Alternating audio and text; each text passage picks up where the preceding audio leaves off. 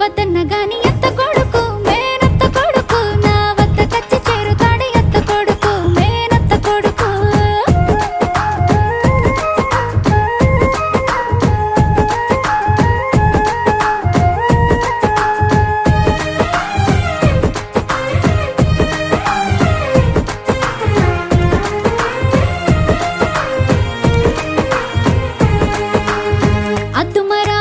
కళ్ళకొస్తాడు నా నిద్దుర పాడు చేస్తా ఉంటాడు